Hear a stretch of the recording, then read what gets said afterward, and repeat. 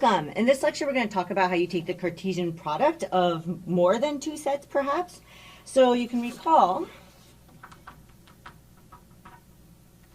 so we had this definition, so the Cartesian product, so the Cartesian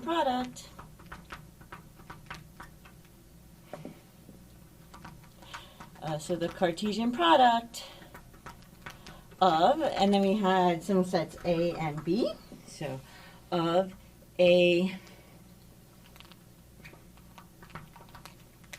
and B.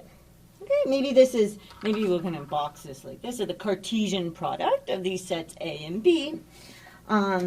So we have, first off, notationally, we have A cross B. Right, and then remember that this means it's by definition equal to the set of all, and then we have AB, and then we have so that, right, we have that A is in A, and B is in B.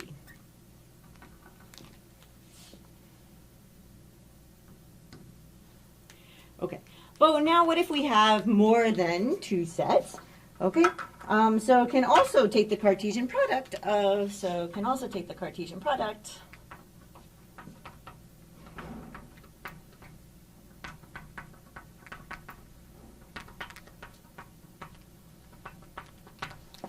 of like a list of sets, so more than two sets, so of a list of sets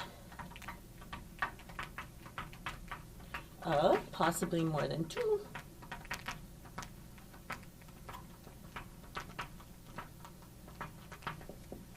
So now we'll just kind of write these all, right? So we have sets. So our sets could be like A1 up to AN. Okay, so I could have an entire list of sets and still take the Cartesian product, and you might be able to guess this definition.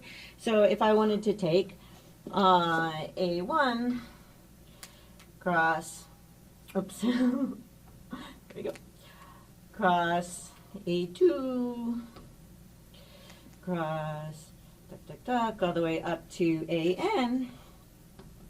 So how would I do this? So by definition, this is equal to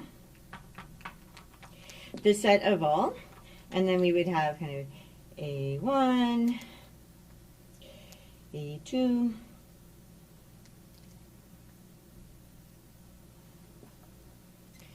AN, so that we have that AJ is contained in big AJ, so the jth set for all J, so for all J. Okay. And we have a special name for this. So our special name for this, so this is called an n-tuple.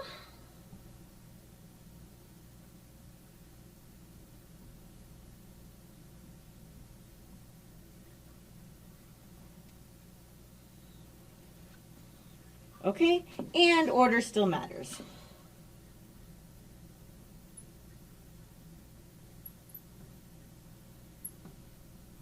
Right. And then what would be kind of our favorite example, maybe? So our favorite example would be, we can definitely see this with three sets a lot, right? Is if I wanted to take R cross R cross R,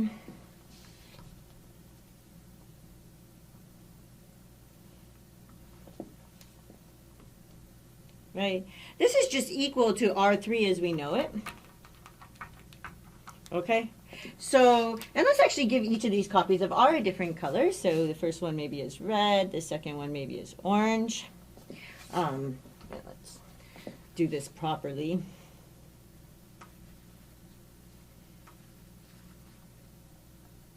I often, for various reasons, go back through videos, and I find it really annoys me if I can't actually tell the colors apart, so I would guess that I'm not the only one for which that's true.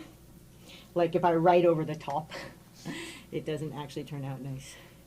Okay, so we have three different colors, and right, so we get one copy of R as like the our x-axis, and then we get another copy of r as our y-axis. And then we get a third copy of r as our z-axis, right?